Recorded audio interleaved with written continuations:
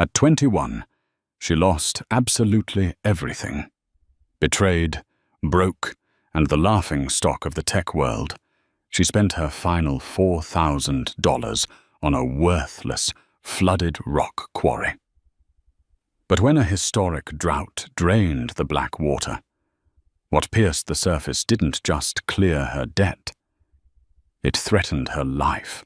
Naomi Kensington was supposed to be a prodigy. At 19, she had dropped out of college to launch a logistics algorithm that revolutionized how overnight freight was routed across the American Midwest.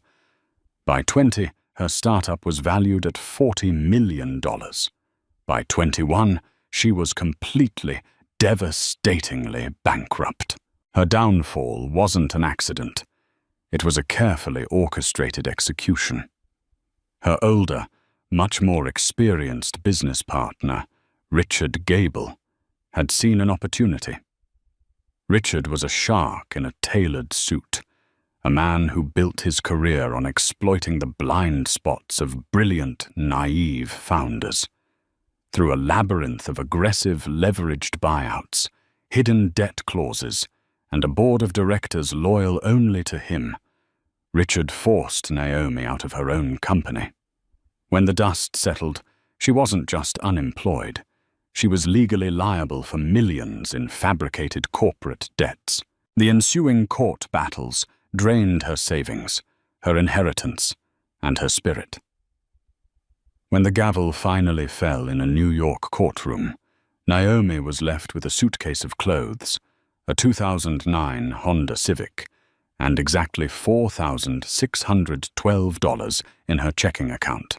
She drove north, away from the city, away from the headlines that mocked her as a flash-in-the-pan failure. She ended up in the fading industrial outskirts of Albany, sleeping in a damp motel room where the neon vacancy sign buzzed relentlessly through the night. She was entirely untethered, a ghost haunting her own life. One rainy Tuesday morning, desperate to escape the suffocating walls of her motel, Naomi wandered into a county administration building. Down the hall, a tax foreclosure auction was taking place. The room smelled of wet wool and cheap coffee. Farmers, local real estate speculators, and bored retirees sat in folding chairs, bidding on repossessed farmland and abandoned suburban lots. Naomi sat in the back row, letting the auctioneer's rapid-fire cadence wash over her like white noise. Next up, Lot 44, Oakhaven Quarry, 12 acres in Miller's Hollow, completely flooded. Unusable for agriculture, no residential zoning. Opening bid is $4,000. The room went dead silent. A few of the older men chuckled. Oakhaven Quarry was a local joke. It had been an active limestone mine in the 1920s, but they had dug too deep, piercing an underground aquifer. The quarry had flooded in a matter of days, taking heavy machinery and a supposedly haunted history down into the freezing black depths. Since then, it had been a liability, a fenced-off death trap that had claimed the lives of a few reckless teenagers over the decades. No one wanted it. Do I hear 4,000? Anyone? 4,000 for 12 acres? The auctioneer droned, preparing to pass on the lot. Naomi didn't think. She didn't analyze the ROI. She didn't check the zoning laws. And she certainly didn't listen to the voice in her head screaming that she needed that money for food and shelter. She just raised her hand. 4,000, she croaked. Heads turned. Richard Gable had taken everything intangible from her, her patents, her code, her reputation, her future. She desperately, irrationally wanted to own something physical, something nobody else wanted, something that couldn't be hacked, stolen, or leveraged away. Sold to the young lady in the back for $4,000. After the taxes and administrative fees, she walked out of the building with a deed to a giant puddle of black water, leaving exactly $15 to her name. When she drove out to Miller's Hollow to see her new kingdom, the reality of her stupidity hit her like a physical blow. The property was a nightmare. A rusted chain-link fence, choked with dead ivy, surrounded a massive, gaping crater in the earth. The water was pitch black, perfectly still, and deeply unsettling. Dead trees clawed their way out of the steep, rocky banks. The wind howled through the hollow, sounding like a dying animal. She parked her car, walked to the edge of the precipice, and sat in the dirt, crying until her ribs ached. "You're the fool who bought the devil's bathtub, huh?" Naomi jumped, scrambling to her feet. Standing a few yards away was an older man in a faded flannel shirt and muddy boots. He had a weathered face that looked like cracked leather. "I'm Henry Calloway," he said, spitting a dark stream of tobacco juice onto the gravel.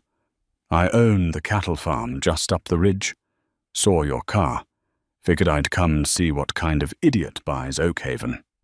"Nice to meet you too, Henry," Naomi said, wiping her eyes defensively.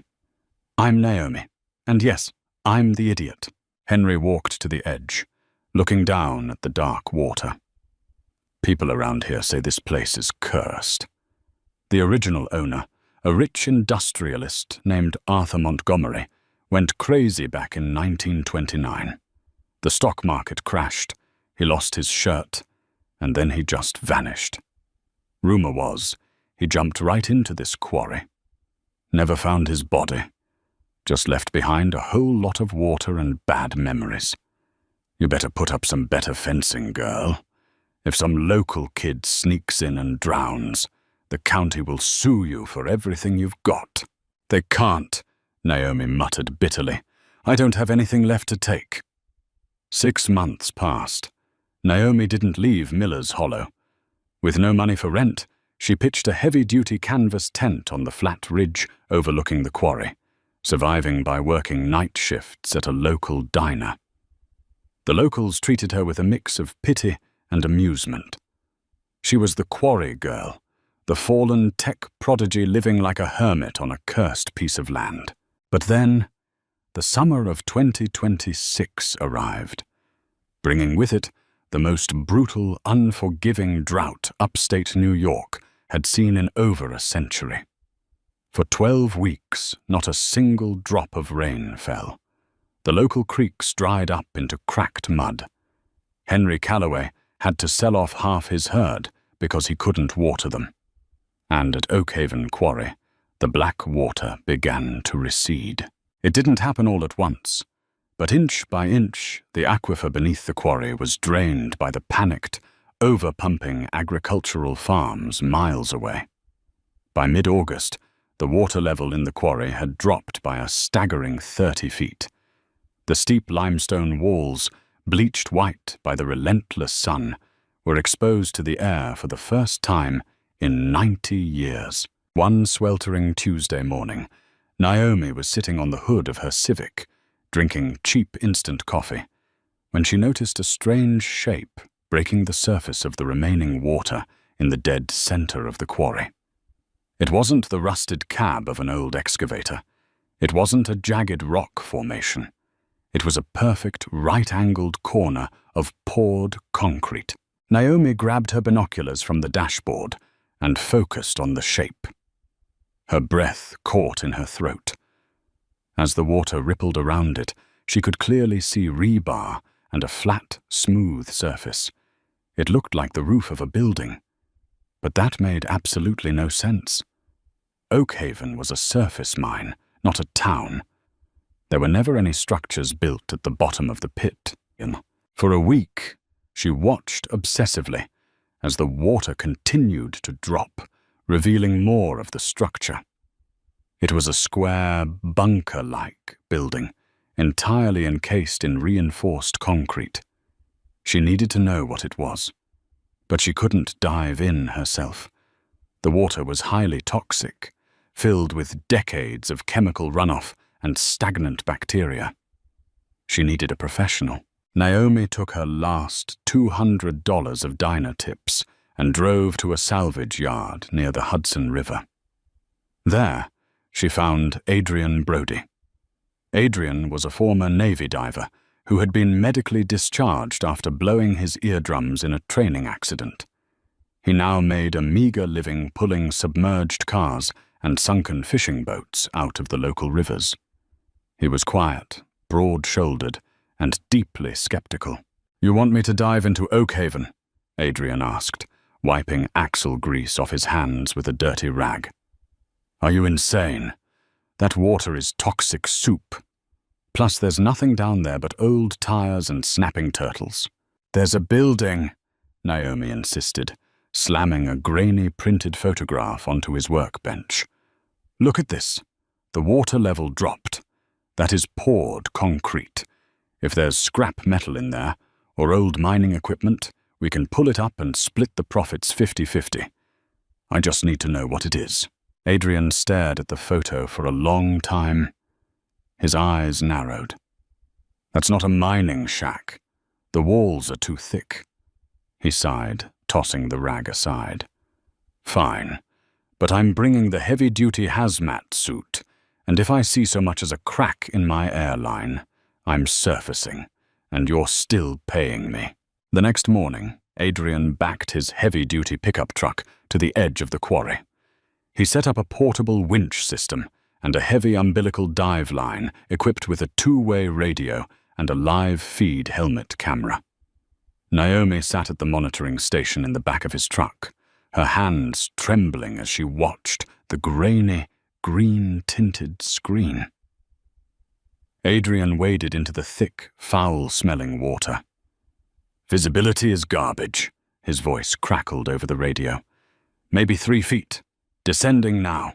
Naomi watched the monitor as Adrian swam deeper into the gloom. The temperature of the water plummeted, and the light from his helmet lamp cut through swirling clouds of silt. "Okay, I'm approaching the roof of your structure," Adrian reported, his breathing echoing heavily through the comms. "Dropping down the side. This is weird, Naomi. The walls are smooth, high-grade concrete. This wasn't built for a mine. This was built to withstand a bomb." "Can you see an entrance?" Naomi asked, leaning closer to the monitor. "Moving around to the south face. Hang on." The camera violently shook as Adrian bumped into something. He cleared the silt away with his gloved hand. On the screen, a massive, rusted circular shape emerged from the gloom. Naomi gasped. "Is that—" "It's a door," Adrian said, his voice laced with shock. "Naomi, this isn't a bunker. It's a bank vault. A massive one, like the kind you'd see at a Federal Reserve branch. What the hell is a bank vault doing at the bottom of a flooded quarry?" "Can you open it?" Naomi demanded, her heart hammering against her ribs. "Are you kidding me? It's solid steel, locked tight and rusted over. But wait. There's something wedged in the silt near the locking wheel. Looks like a strong box. I'm gonna grab it and head up. My air pressure is fine. But this place gives me the creeps." 10 minutes later, Adrian broke the surface of the water, dragging a small, heavy metal box covered in slime and barnacles. He trudged up the rocky bank and dropped it at Naomi's feet, breathing heavily as he pulled off his helmet. "Whatever is in there," Adrian panted, "it better be worth risking my neck for." Naomi grabbed a heavy wrench from the truck bed and smashed the rusted lock on the strongbox. It snapped with a brittle crunch. She pried the lid open. Inside, remarkably preserved in a layer of watertight wax, was a leather-bound ledger and a heavy, tarnished silver key. She opened the ledger. The ink was faded, but legible.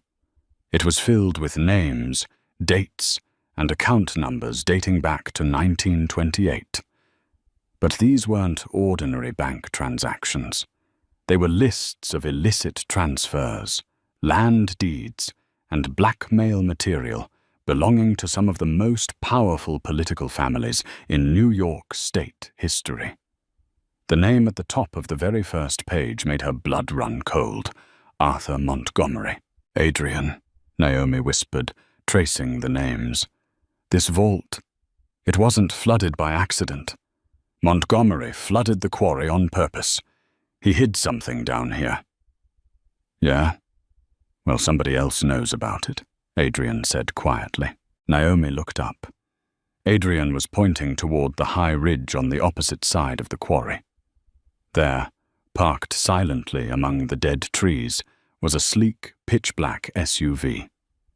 The windows were heavily tinted. As soon as Naomi made eye contact with the vehicle, its engine roared to life, and it reversed quickly out of sight, disappearing into the dust. Naomi clutched the ledger to her chest. She had bought the quarry to escape her past, but as she stared at the dark water, she realized she had just inherited someone else's nightmare. The dust from the departing SUV had barely settled before Naomi packed up the dive station, her hands moving with frantic precision. The isolation of Miller's Hollow, which had once felt like a sanctuary, now felt like a trap. She and Adrian retreated to her canvas tent on the ridge, zipping the heavy flaps shut against the cooling evening air.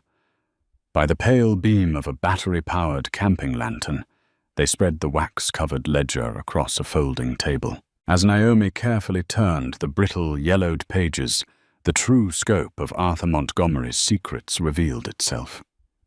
The ledger wasn't just a record of blackmail. It was a comprehensive accounting of the shadow economy that thrived in New York during the Roaring Twenties and the immediate aftermath of the 1929 stock market crash. There were detailed logs of bribed judges, extortion payments to union bosses, and smuggled Canadian liquor routes. But it was a specific entry on page 42 that made Naomi's breath hitch. October 29th, 1929. Transfer of extorted pension funds. Recipient, Charles W. Gable. Naomi stared at the name, her heart hammering against her ribs. "What is it?" Adrian asked, leaning over her shoulder. "You look like you just saw a ghost." "Not a ghost," Naomi whispered, tracing the elegant cursive script. "A grandfather. Charles Gable is the grandfather of Richard Gable, the man who stole my company and bankrupted me. Richard's entire family fortune, the wealth he used to leverage me out of my own board, was built on stolen union pensions. Arthur Montgomery orchestrated the theft, and Charles Gable laundered the money. It all suddenly made terrifying sense. The rumor was that Montgomery had gone mad and drowned himself. But the ledger suggested a different story. Montgomery had systematically hidden the physical evidence of his co-conspirators' crimes, likely to use as an insurance policy. When the heat came down, someone, perhaps Charles Gable himself, made sure Montgomery disappeared. The quarry wasn't a suicide spot. It was a watery grave for both a man and his leverage. A heavy crunch of gravel interrupted her thoughts. Headlights cut through the thin fabric of the tent. Outside, car doors slammed. Not one vehicle, but 3. "Stay behind me," Adrian muttered, grabbing a heavy steel wrench from his toolbox as he unzipped the tent flap. Naomi stepped out into the humid night air, standing shoulder to shoulder with the towering former Navy diver. 3 black SUVs formed a semicircle around her campsite, their high beams blindingly bright. 4 men in dark, tactical clothing stood near the vehicles, but the man who stepped forward was dressed in a pristine charcoal suit. He had silver hair, sharp features, and the cold, unblinking eyes of a corporate fixer. "Ms. Kensington," the man said, his voice smooth and devoid of any warmth. "My name is Dominic Gallagher. I represent a consortium of private heritage investors. We have been monitoring the environmental changes in this county with great interest." "You were the one watching us from the ridge?" Naomi said, squinting against the glare. "Let's skip the posturing," Gallagher replied, stepping closer, his eyes darting to the heavy metal strongbox resting inside the open tent flap. "You have uncovered a structural anomaly on this property. Furthermore, you seem to have retrieved a historical artifact belonging to my employer's family. We are prepared to offer you $2 million for the deed to Oakhaven Quarry, effective immediately. Sign the digital transfer, hand over the box, and you can leave this miserable dirt pit a millionaire. $2 million. 6 months ago, Naomi would have killed for that kind of money. It would clear her fabricated debts and give her a fresh start. But looking at Gallagher, she realized something crucial. If they were offering $2 million up front, in the middle of the night, the contents of that submerged vault were worth hundreds of millions. Furthermore, this proved Richard Gable knew exactly what was down there, and he was terrified. "The property isn't for sale," Naomi said, her voice surprisingly steady. "And the ledger belongs to me. It's on my land." Gallagher sighed, a sound of genuine irritation. "Miss Kensington, you are a disgraced 21-year-old college dropout living in a tent. Do not mistake my offer for a negotiation. By tomorrow morning, I will have a county judge declare this site a hazardous emergency zone. The sheriff will drag you off this land in handcuffs, and we will extract the vault's contents legally. Take the money." Before Naomi could answer, the unmistakable clack-clack of a pump-action shotgun echoed through the hollow. From the shadows of the tree line, Henry Calloway emerged. The old farmer had his weapon leveled directly at Gallagher's chest, a wad of tobacco tucked firmly in his cheek. "You boys must be lost," Henry growled, spitting a dark stream onto the toe of Gallagher's expensive leather shoes. "This here is private property, and the county judge you're talking about? That's my brother-in-law, and he hates city boys in cheap suits. Now get off her land before I start treating you like coyotes." Gallagher's jaw tightened. He looked at Henry, then at the wrench in Adrian's hand, and finally at Naomi. He raised his hands in a slow mock surrender. "Tomorrow morning, Miss Kensington. Enjoy your last night of property ownership." The SUVs reversed in unison and sped away down the gravel access road. Naomi collapsed into a camp chair, her knees giving out. Henry lowered the shotgun, shaking his head. "I told you this place was cursed, girl." "It's not cursed, Henry," Naomi said, a fierce, burning resolve suddenly igniting in her chest. She looked up at Adrian. "It's leverage, but we don't have until tomorrow morning. The drought broke up north today. The weather radar shows a massive storm front moving in by 3 a.m. The aquifer is going to recharge and the water level will rise. We have to open that vault tonight." Midnight. The wind was howling through Miller's Hollow, carrying the scent of impending rain. Naomi, Adrian, and Henry stood at the edge of the quarry. Adrian had spent the last 2 hours rigging a pair of high-capacity industrial sludge pumps, powered by a roaring diesel generator.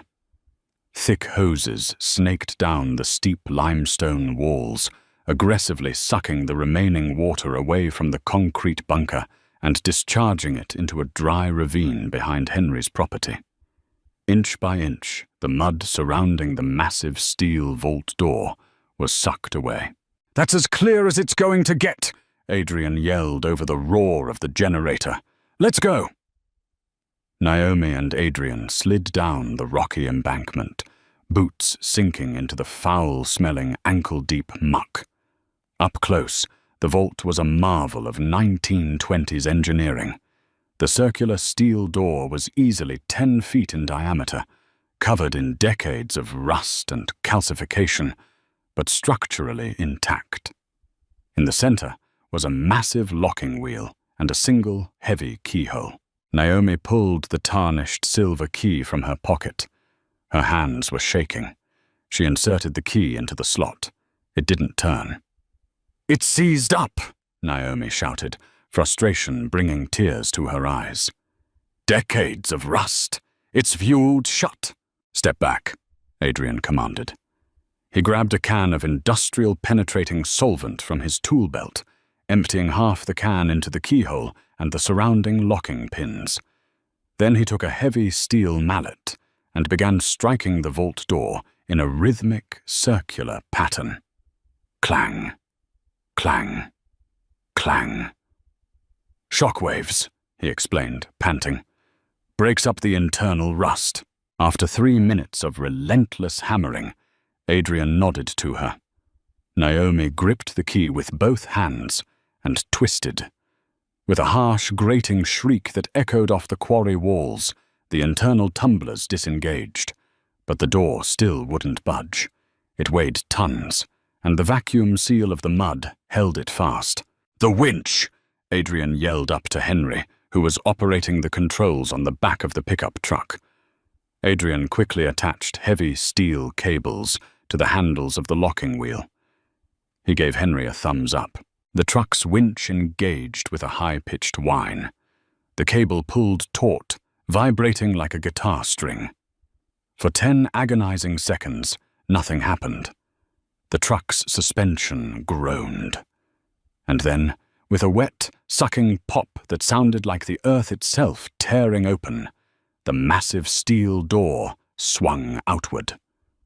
A rush of stale, perfectly preserved air blew past them.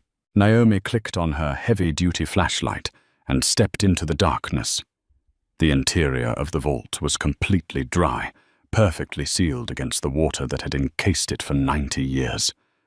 The beam of her flashlight swept across the room and stopped. Naomi gasped, dropping to her knees. Adrian walked in behind her and let out a low, disbelieving whistle. Stacked along the back wall, floor to ceiling, were wooden crates that had begun to rot under their own weight. Spilling out of them, gleaming dull and yellow in the flashlight beam, were hundreds of solid gold bullion bars, each stamped with the seal of the United States Treasury. But Naomi's eyes weren't on the gold. They were focused on the left wall, which was lined with hundreds of steel safe deposit boxes. She walked over, using Adrian's crowbar to pry open a box labeled with the initials CWG. Inside were stacks of original stock certificates, property deeds for half of Manhattan's commercial real estate, and a signed, notarized confession from Charles Gable detailing the extortion network. It was the smoking gun. It was the exact documentation that could completely dismantle Richard Gable's legacy, trigger a federal investigation, and freeze every asset his company held. "Naomi," Henry's voice echoed down from the ridge. "We got company." A crack of thunder split the sky, and the first heavy drops of rain began to fall. Naomi scrambled out of the vault. At the top of the ridge, a convoy of 5 black vehicles had smashed through the chain-link gate. A dozen armed men, led by Dominic Gallagher, poured out into the rain. "Get away from the door!" Gallagher roared through a megaphone. Naomi didn't run. She didn't hide. She calmly walked up the slippery embankment, the steel safe deposit box tucked under one arm, the ledger in the other. She stopped 10 feet from Gallagher, the rain plastering her hair to her face. "Take it all," Naomi said, her voice cutting through the storm. Gallagher lowered the megaphone, a triumphant smirk crossing his face. "A wise decision, Ms. Kensington." "Take the gold," Naomi continued, her tone turning ice cold. "Take the vault, take the dirt. But before you shoot me, or try to bury me in this pit, you should know what I was doing while you were driving here." Gallagher's smirk vanished. "What are you talking about?" Naomi pulled her smartphone from her waterproof jacket pocket. "I am a logistics programmer, Dominic. I build algorithms that route information efficiently. 15 minutes ago, using my satellite hotspot, I uploaded high-resolution scans of the ledger and the contents of Charles Gable's lockbox to a secure cloud server. That server is tied to a dead man's switch on my heartbeat monitor. She tapped the smartwatch strapped to her wrist. If my heart stops, or if I don't enter a cryptographic key every 12 hours, that server automatically emails those documents to the FBI, the SEC, the New York Times, and the Wall Street Journal. Gallagher stared at her, the rain running down his face, his composure completely shattered. "You want the gold? Keep it," Naomi said, stepping closer, her eyes blazing with the fury of everything she had lost. "But you work for Richard Gable, so you are going to dial his private number right now, put it on speakerphone, and hand it to me. Because Richard and I are going to have a little chat about the future of my tech company." Reluctantly, with shaking hands, Gallagher pulled a satellite phone from his coat, dialed, and held it out. "What is it, Dominic? Is it done?" Richard Gable's arrogant voice crackled through the speaker. "Hello, Richard," Naomi said. Dead silence on the other end of the line. "I have your grandfather's confession, Richard," Naomi said, her voice ringing out over the thunder. "I have the proof that your entire empire is built on stolen blood money. So here is my counteroffer. By 8 a.m. tomorrow, you are going to resign as CEO of my company. You are going to sign over 100% of the voting shares back to me. You are going to publicly drop the fabricated debt lawsuits. If you do this, you get to keep your freedom, and I will delete the files. If you refuse, I let the timer run out, and you spend the rest of your life in a federal penitentiary." There was a long, agonizing pause. The rain poured down on the quarry, filling the black depths once again. "You little," Richard hissed, his voice trembling with a mixture of rage and sheer terror. "You don't have the guts." "I bought a flooded death trap with my last $4,000, Richard," Naomi smiled, looking down at the vault. "I have absolutely nothing to lose. You have everything. What's it going to be?" The defeat in Richard's voice was total when he finally whispered, "Send me the transfer paperwork." 3 years later, Oakhaven Quarry was no longer a barren, toxic pit. Naomi Kensington had reclaimed her logistics empire, pushing its valuation past the $1 billion mark.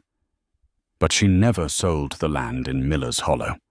Instead, she partnered with Adrian Brody and Henry Calloway to fully drain and excavate the site. They surrendered the stolen gold to the federal government, earning a massive 20% finder's fee, which Naomi used to build a state-of-the-art wildlife preserve and clean water reservoir for the local farming community. Richard Gable quietly vanished from the corporate world, disgraced and terrified of the shadows of his own family's past.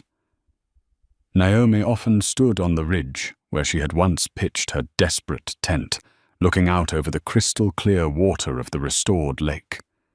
She had arrived broken, bankrupt, and searching for an escape. Instead, she had dug deep into the darkness, faced the ghosts of the past, and pulled out a future brighter than she could have ever calculated. From losing her empire to uncovering a century-old syndicate at the bottom of a toxic pit, Naomi's incredible journey proves that sometimes you have to lose everything to discover your true worth. If this story of betrayal, brilliant revenge, and hidden treasure kept you on the edge of your seat, smash that like button. Don't forget to share this video with your friends and subscribe to our channel for more unbelievable real-life stories. What would you have done with the gold? Comment below.